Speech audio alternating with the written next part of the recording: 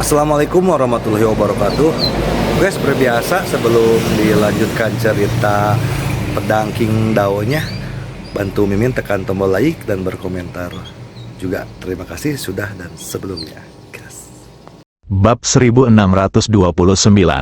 Hanya itu, di lapangan, Sister Mu dan Sister Skite tampak sangat serius dan sedikit gugup. Jika Bloodguard ini menyerang mereka sekarang, itu pasti akan menjadi pukulan yang fatal bagi mereka. Karena kekuatan Bloodguard ini terlalu mengerikan. Mereka adalah eksistensi teratas di alam dewa. Selain itu, mereka telah bertarung selama bertahun-tahun di masa lalu. Dan kekuatan tempur mereka jelas tidak sebanding dengan dewa biasa. Pada saat ini, 26 penjaga darah tiba-tiba berubah menjadi 26 pilar darah dan melesat ke langit. Aura yang kuat langsung menyapu langit. Ye Guan menggenggam erat pedang King Xuan di tangannya dan hendak menyerang. Namun di saat berikutnya, 26 pengawal darah itu langsung menyerang orang-orang kuat yang berada di atas para dewa di padang gurun timur. Melihat pemandangan ini, Suster Mu dan Suster Skite menghela napas lega.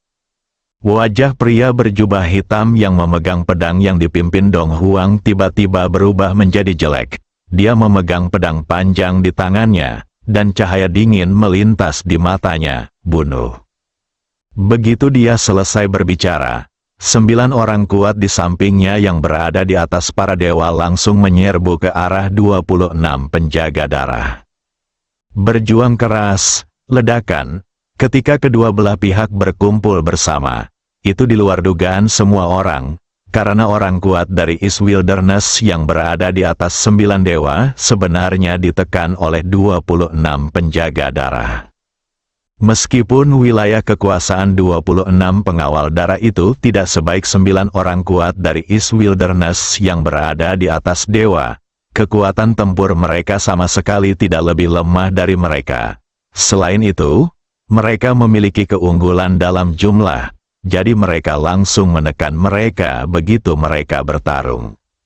Setelah melihat pemandangan ini, Ye Guan segera menoleh dan menatap para dewa yang kuat di East Wilderness di kejauhan. Tubuhnya bergetar, dan dia berubah menjadi cahaya pedang dan membunuh. Dalam sekejap, dia membunuh ke dalam kelompok dewa. Hanya dengan satu pedang, seorang pria kuat tingkat dewa langsung ditebas, tubuhnya hancur, dan dia hampir terbunuh seketika. Melihat pemandangan ini, para prajurit alam dewa yang kuat di padang gurun timur itu tiba-tiba merasa ngeri. Mereka tidak menyangka kekuatan Ye Guan begitu mengerikan. Pada saat ini, Ye Guan menebas seorang prajurit alam dewa di kejauhan dengan pedang lainnya. Merasakan kengerian pedang Ye Guan, wajah prajurit alam dewa yang menjadi sasaran Ye Guan berubah drastis dalam sekejap. Dia sama sekali tidak berani menghadapi Ye Guan. Tubuhnya gemetar dan dia mundur dengan keras ke belakang. Namun, pada saat ini, kecepatan pedang Ye Guan tiba-tiba meningkat, dan dalam sekejap dia sudah berada di depannya. Ahli alam dewa gurun timur itu merasa ngeri, dan dia mengepalkan tangannya erat-erat. Keinginannya yang kuat untuk bertahan hidup membuatnya meledak dengan kekuatan yang belum pernah terjadi sebelumnya. Ledakan. Saat pedang Ye Guan jatuh, ahli alam dewa gurun timur itu terpotong dan terpental. Dalam proses terbang menjauh, tubuh dan jiwanya mulai meledak sedikit demi sedikit. Bunuh seketika. Pada saat ini, para dewa yang kuat di padang gurun timur tiba-tiba panik.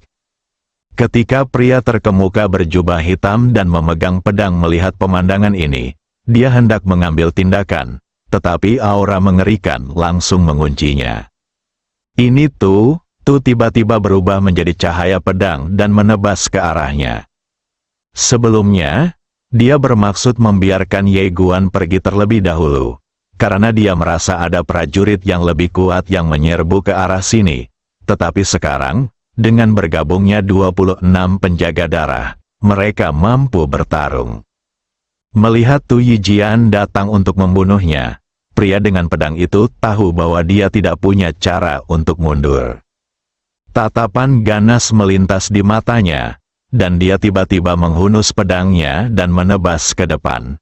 Cahaya pedang sepanjang 1000 kaki itu menyapu ke bawah dan bertabrakan dengan keras dengan cahaya pedang itu. Tepat saat keduanya hendak bersentuhan, cahaya pedang sepanjang 1000 kaki itu hancur dan kemudian musnah. Segera setelah itu, kekuatan yang dahsyat itu langsung menjatuhkan pria dengan pedang itu ke belakang. Tu hendak bergerak, tetapi tiba-tiba, dia melihat ke kedalaman langit, matanya sedikit menyipit, dan saat berikutnya, tubuhnya bergetar, dan dia berubah menjadi cahaya pedang yang membubung ke langit dan mendarat di galaksi. 1000 kaki di depannya, berdiri seorang lelaki tua berjubah abu-abu, dan di belakang lelaki tua itu, ada 6 pria kuat yang aneh dan misterius. Tubuh ke-6 pria kuat misterius ini bersifat ilusi dan memancarkan cahaya merah aneh. Mereka semua adalah orang-orang berkuasa di atas para dewa. Terutama lelaki tua berjubah abu-abu di kepala, auranya menembus jauh ke dalam alam semesta yang luas. Dia menatap Tu dan berkata dengan suara serak, "Hebat, itu hanya klon, tetapi memiliki kekuatan seperti itu. Tampaknya tidak hanya ada dewa di belakang Tuan Ye, tetapi juga kekuatan misterius yang tidak diketahui." Sambil memegang pedang hukuman surgawi di tangannya, si tukang daging dengan tenang menatap lelaki tua berjubah abu-abu itu. "Aku tidak menyangka pemilik Dao Pen akan memainkan permainan besar kali ini." Pria tua berjubah abu-abu itu tertawa. Tawanya sangat aneh. Seolah-olah ada dahak yang tersangkut di tenggorokannya. Dia menatap Tu dengan muram. "Tuan Penadao Agung, gadis, kekuatan Dong Huangku berada di luar imajinasimu dan kekuatan di belakang Ye Guan." Oh, Tu menjadi tertarik. Seberapa sulit untuk membayangkannya. Lelaki tua berjubah abu-abu itu menatapnya, seperti seekor katak di dalam sumur yang menatap langit. "Apakah kau ingin aku memberimu waktu untuk memanggil seseorang?" Tu tertawa, lalu tiba-tiba melompat berdiri, mengangkat tangannya, dan menebas dengan pedangnya. Tertawa, sebuah lubang panjang terkoyak langsung dari galaksi. Melihat Tu menebas dengan pedang, lelaki tua berjubah abu-abu itu menyipitkan matanya sedikit, mengangkat tangan kanannya, dan cahaya hitam melonjak, langsung menenggelamkan cahaya pedang Tu. Namun saat berikutnya, dengan suara pedang yang berdering, cahaya hitam itu langsung terkoyak oleh cahaya pedang. Wah, orang tua berjubah abu-abu itu mundur dengan keras berulang kali. Dan kemanapun dia mundur, waktu dan ruang hancur. Tu hendak menyerang lagi. Pada saat ini, 6 orang kuat misterius tiba-tiba melangkah maju bersama. Dan 6 lampu merah aneh tiba-tiba menyelimuti Tu. Tetapi mereka tidak dapat menghentikan Tu, dan terpotong oleh pedang Tu. Ke-6 orang kuat misterius itu dipaksa mundur dengan keras oleh cahaya pedang yang kuat. Tu tidak meneruskan serangannya, tetapi malah menggetarkan badannya dan menebas lelaki tua berjubah abu-abu yang memimpin rombongan di kejauhan dengan sebilah pedang. Melihat Tu datang sambil membawa pedang, niat membunuh terpancar di mata lelaki tua berjubah abu-abu itu. Tiba-tiba ia merentangkan telapak tangannya, dan tongkat hitam pekat melesat ke langit. Di dalam tongkat ini, tiba-tiba muncul monster mengerikan dan menerkam Tu dengan ganas di kejauhan. Wah, setelah tabrakan, Tu berhenti di tempatnya, tetapi monster ganas itu mundur dengan kasar. Setelah berhenti, retakan besar muncul di antara kedua alisnya. Darah terus mengalir dari antara kedua alisnya, mewarnai seluruh wajahnya menjadi merah, yang membuatnya tampak semakin mengerikan. Monster itu menatap Tu dengan ganas. Matanya yang ganas terlihat, dan terus meraung. Namun ada rasa takut di matanya, jadi dia tidak berani menerjang maju. Tu melirik monster itu dengan acuh tak acuh, lalu menoleh dan melihat bahwa ke-6 pria kuat misterius itu kini mengelilinginya. Mereka melantunkan sesuatu dengan suara pelan, dan saat mereka melantunkan, energi aneh tiba-tiba muncul di ruang dan waktu ini. Tu sedikit mengernyit. Di kejauhan, lelaki tua berjubah abu-abu yang memimpin tiba-tiba mengangkat tangannya tinggi-tinggi, dan dia juga melantunkan mantra perlahan. Secara bertahap, darah yang tak terhitung jumlahnya diam-diam merambas keluar dari ruang dan waktu ini. Kemudian, suara ratapan dan raungan yang tak terhitung jumlahnya terdengar di seluruh langit berbintang, yang sangat menyeramkan.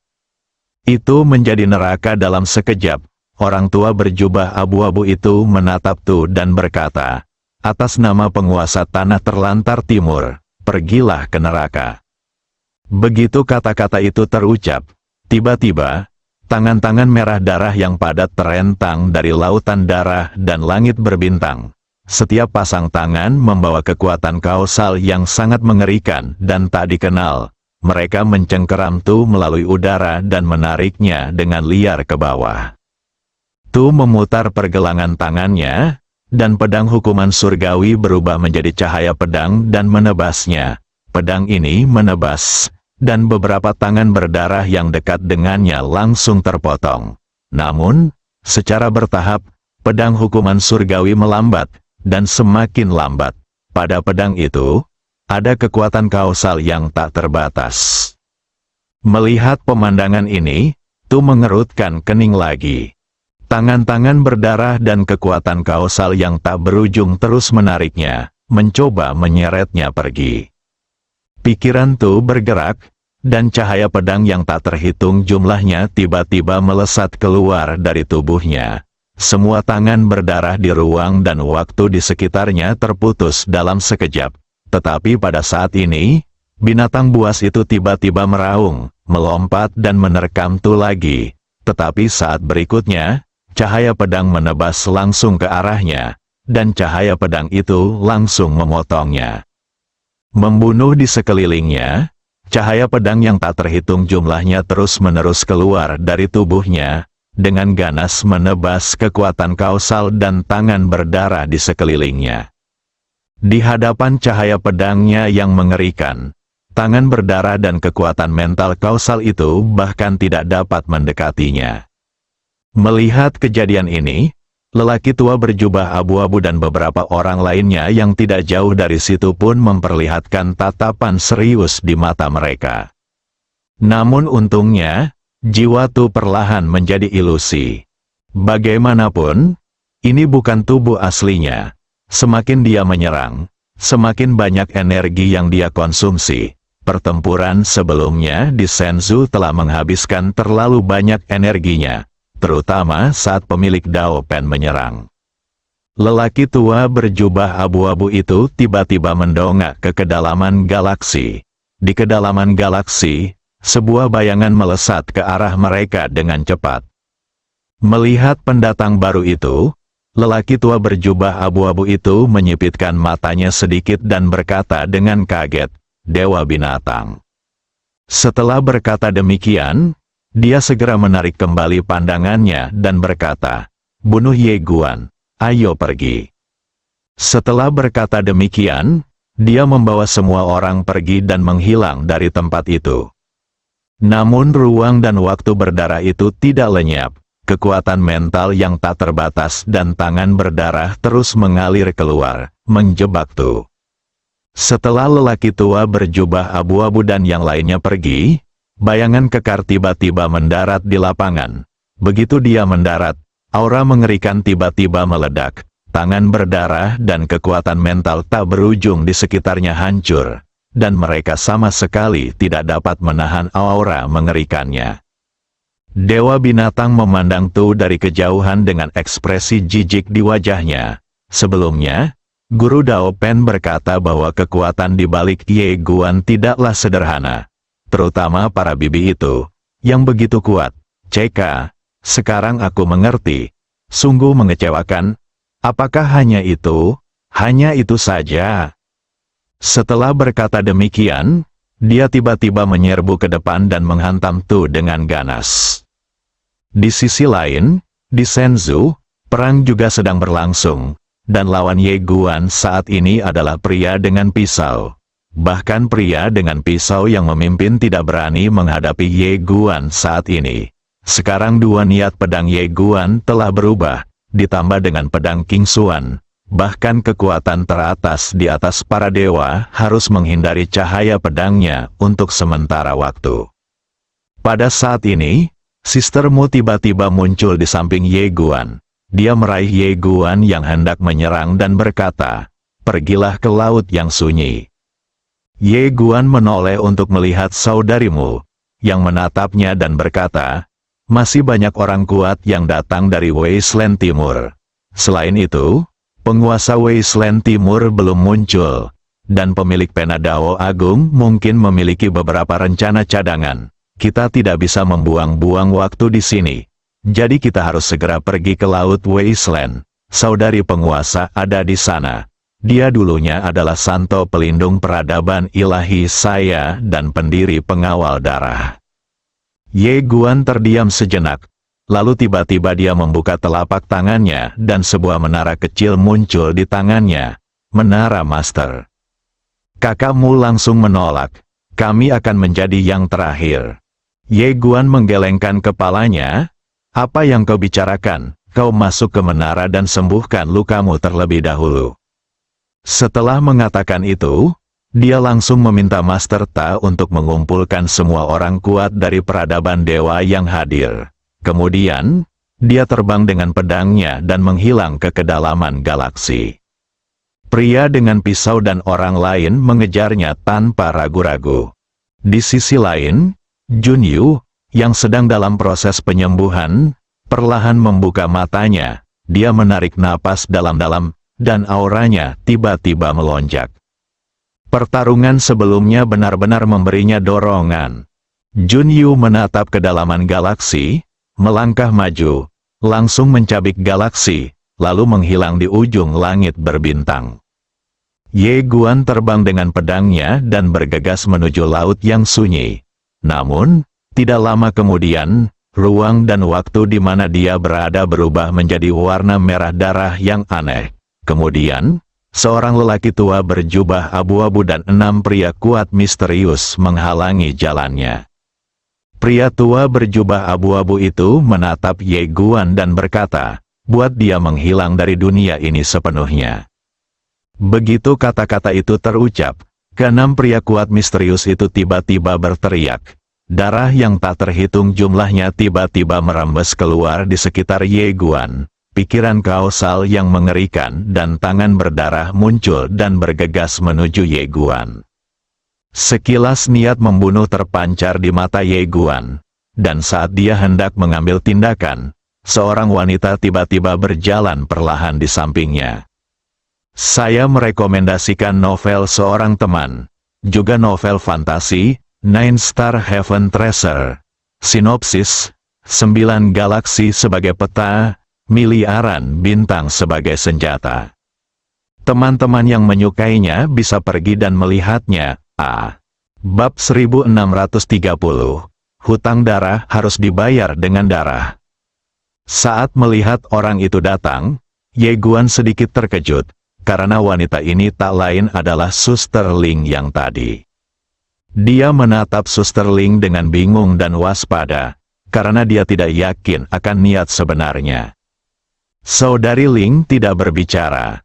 Dia memegang segel utama Tuhan di tangan kirinya dan melambaikan lengan bajunya di tangan kanannya. Ruang dan waktu berdarah di sebelah kanan langsung hancur, dan jalan ruang dan waktu pun muncul. Saudari Ling berbalik dan menatap Ye Guan. "Ayo pergi." Ye Guan menatapnya dalam-dalam, lalu berbalik, terbang dengan pedangnya, dan menghilang di kejauhan. Melihat pemandangan ini, lelaki tua berjubah abu-abu itu hendak mengambil tindakan, tetapi pada saat berikutnya, aura mengerikan menyerbu ke arahnya seperti gelombang.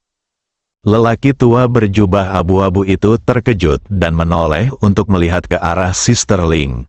Pada saat ini, Sister Ling sedang menatapnya dengan saksama. Pria tua berjubah abu-abu itu menatap Suster Ling dan berkata, "Urus dia dulu." Setelah berkata demikian, Dia memimpin orang-orang kuat di sekelilingnya dan bergegas menghampiri Suster Ling. Di sisi lain, Ye Guan terbang cepat di langit berbintang dengan pedangnya. Dia meningkatkan kecepatannya hingga ekstrim, dan dia melakukan perjalanan melalui ruang dan waktu. Namun, mereka terlalu jauh dari laut yang sunyi.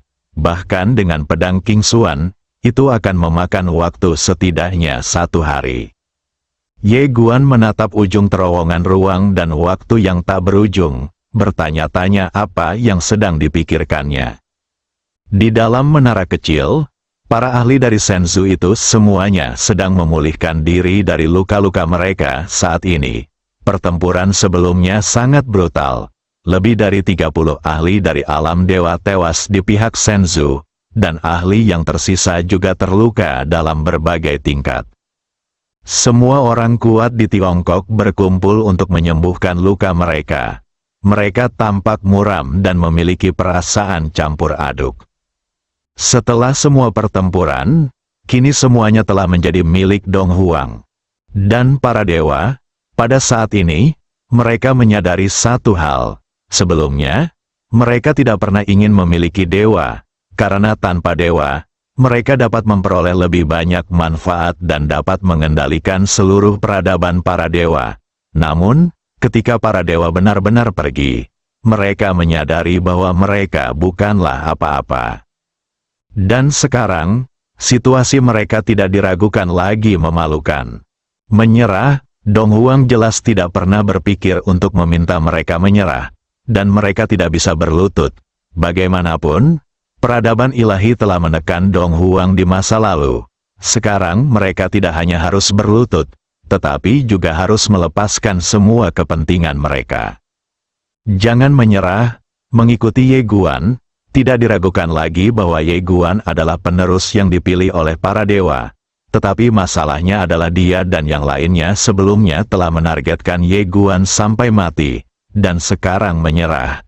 Sepertinya bukan ide yang bagus. Tentu saja, masalah yang mereka hadapi sekarang adalah bagaimana bertahan hidup.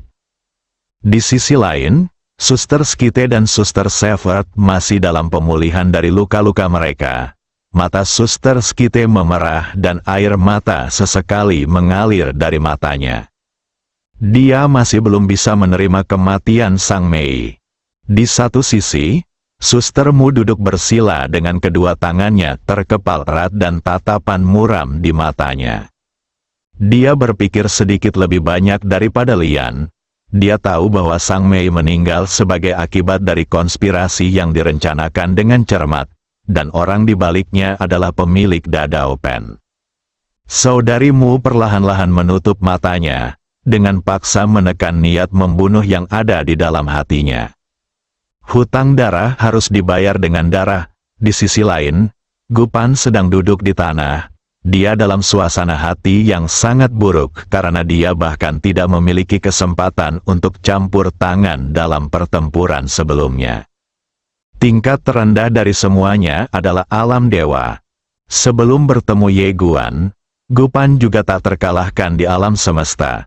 Tetapi sejak bertemu Ye Guan, dia merasa dirinya makin hari makin melemah. Tentu saja, dia tahu betul bahwa bukan dirinya yang lemah, tetapi musuh-musuh Ye Guan makin lama makin kuat. Hari ini kita hanya melawan dewa-dewa tingkat tinggi. Besok kita akan melawan dewa-dewa utama. Lusa kita akan melawan para dewa, dan kemudian para dewa di atas mereka. Siapa yang dapat menanggung hal ini? Gu Pan mendesah pelan. Tiba-tiba dia merasa bahwa saudara Ye ini benar-benar mengalami kesulitan. Sudah keterlaluan dia bisa bertahan hidup dalam mode seperti ini. Pelatihan yang diberikan keluarga saudara Ye kepadanya benar-benar seperti neraka. Orang biasa tidak akan mampu mengatasinya. Gu Pan melihat sekeliling dan ekspresi rumit terpancar di matanya. Dia tahu bahwa dia harus pergi. Karena jika aku tetap di sini sekarang, aku bukan saja tidak akan bisa menolong Ye Guan, tetapi aku juga akan menjadi beban baginya. Di luar, Ye Guan terbang di atas pedangnya. Dia meningkatkan kecepatannya hingga ekstrim. Pada saat ini, Sesuatu yang aneh terjadi. Ujung terowongan ruang waktu tiba-tiba meledak, dan kemudian tombak hitam pekat menerobos udara. Pikiran Ye Guan bergerak, dan pedang King Xuan terbang keluar. Wah, begitu senjata dan pedang itu bertabrakan, seluruh terowongan ruang waktu runtuh, dan Ye Guan muncul di langit berbintang. Cahaya bintang di sekelilingnya redup, dalam, dan sepi. Ye Guan merentangkan kedua telapak tangannya, dan pedang King Xuan berubah menjadi cahaya pedang dan terbang kembali ke telapak tangannya. Dia mendongak ke kejauhan, di sana berdiri seorang pria parubaya dengan baju besi hitam. Tidak diketahui dari sisik apa baju besi hitam pada pria itu terbuat, tetapi sebenarnya baju besi itu menggeliat perlahan seperti makhluk hidup, yang sangat menyeramkan. Pria parubaya itu mengulurkan tangannya, dan tombak yang sebelumnya dipotong oleh pedang Ye Guan langsung terbang ke tangannya. Ada bekas pedang yang dalam di tengah tombak itu. Pria parubaya itu menatap Ye Guan tanpa basa-basi. Tombak di tangannya tiba-tiba melesat keluar dan langsung menuju Ye Guan. Hampir pada saat yang sama, Ye Guan berubah menjadi cahaya pedang dan menghilang di tempat. Berdengung, suara pedang itu bergema, seketika menghancurkan alam semesta dan galaksi. Ledakan, begitu senjata dan pedang itu bersentuhan, area ruang dan waktu tempat keduanya berada meledak seketika, dan kekuatan masing-masing dari mereka bercampur menjadi satu seperti tornado, menyapu dan memusnahkan segalanya. Pria parubaya yang memegang tombak itu tiba-tiba menggoyangkannya dengan keras, menghancurkan gelombang kejut kekuatan itu. Kemudian, dia tiba-tiba melesat ke langit seperti kilatan petir, dan serangkaian bayangan mengikutinya ke langit. Hampir dalam sekejap, dia menghantam Ye Guan di bawah dengan tombak di tangannya. Kekuatan tembakan ini begitu mengerikan, sehingga alam semesta galaksi yang dapat diamati dengan mata telanjang langsung berubah menjadi kegelapan dan tidak dapat menahan kekuatan mengerikan dari tembakannya. Menghadapi serangan mengerikan ini, Ye Guan tidak mundur tetapi maju, berubah menjadi cahaya pedang yang melesat ke langit. Dengan restu dari dua saran itu, pedangnya juga mengguncang bumi. Aura pedang yang kuat benar-benar menekan kekuatan senjata pria parubaya itu. Ledakan, saat sepotong cahaya senjata hancur, pria parubaya itu langsung terpental. Saat dia terpental, cahaya senjata dan niat senjata di sekitarnya meledak dan musnah sedikit demi sedikit. Namun, saat niat pedang Ye Guan menebas di sekitarnya, baju besi aneh di tubuhnya tiba-tiba menggeliat dengan cepat, memancarkan sinar cahaya gelap, menahan niat pedang Ye Guan. Saat pria parubaya itu berhenti, dia tiba-tiba mengepalkan tangan kirinya, dan baju zirah di tubuhnya tiba-tiba meledak dengan cahaya gelap yang terang, yang langsung menepis dua niat pedang Ye Guan. Tetapi pada saat ini, cahaya pedang setinggi 1000 kaki menebas ke arahnya. Pupil mata pria parubaya itu sedikit mengecil, dan tiba-tiba dia memegang pistol di depannya dengan kedua tangan. Namun, ketika pedang King Xuan milik Ye Guan mengenai tombaknya langsung patah, dan pedang itu jatuh lurus ke bawah dan mengenai bahunya. Patah, sisik di bahu lelaki parubaya itu langsung retak, tetapi tidak pecah seluruhnya. Pria parubaya itu merasa ngeri. Dia tidak menyangka bahwa Ye Guan benar-benar dapat merusak baju zirah Dewa Super yang dikenakannya. Tahukah Anda, baju zirah ini telah diberkati oleh pendeta Dewa Gurun Timur dan diberkati dengan kekuatan sihir tertinggi. Sebelum dia sempat memikirkannya, Ye Guan tiba-tiba menekan ke bawah dengan pedangnya. Tertawa, seluruh lengan kanan pria parubaya itu terpotong oleh pedang Ye Guan. Tetapi pria parubaya itu juga mengambil kesempatan ini untuk mundur dengan panik. Namun, Ye Guan lebih cepat darinya. Tubuhnya bergetar hebat, berubah menjadi cahaya pedang, dan menyerbu ke arahnya dengan ganas. Pedang ini secepat guntur, Di kejauhan, pria parubaya itu terkejut ketika melihat pedang Ye Guan datang ke arahnya. Dia tidak menyangka pedang Ye Guan begitu menakutkan. Dia tidak berani melawan Ye Guan secara langsung. Namun saat ini, dia tidak punya cara untuk mundur. Dia harus bertarung bahkan jika dia tidak mau. Dia mengepalkan tangan kanannya tiba-tiba, lalu meninju Ye Guan dengan keras. Di bawah rangsangan keinginan kuat untuk bertahan hidup, pukulannya tidak diragukan lagi merupakan penampilan yang luar biasa. Cahaya tinju yang kuat mengalir keluar seperti bendungan yang rusak, menghancurkan ke arah pedang Ye Guan. Tertawa, pedang Ye Guan bagaikan memotong tahu, langsung memotong tinjunya, menembus tepat ke dalam, dan membelah seluruh lengan kanannya menjadi dua. Kali ini, Ye Guan tidak memberinya kesempatan untuk melarikan diri. Sambil memotong lengan kanannya, dia menebasnya secara horizontal dan langsung memenggal kepalanya. Darah mengalir keluar, Ye Guan menggoyangkan pedangnya, darah langsung terciprat keluar pada pedang King Xuan. Dia berbalik perlahan dan ribuan kaki jauhnya ke kanan, dia merasakan ruang dan waktu bergetar dan aura mengerikan tengah melonjak. Ye Guan menatap area ruang dan waktu yang menggeliat dengan matanya sedikit menyipit. Xiaota tiba-tiba mengingatkan, pergilah ke laut yang sunyi dulu. Namun, begitu Xiaota selesai berbicara, seberkas cahaya hitam langsung menerobos ruang dan waktu, keluar dari sana, dan menghantam Ye Guan. Ye Guan tidak mundur tetapi malah menyerbu ke depan dan dengan satu pedang dia mencabik-cabik berkas cahaya hitam itu.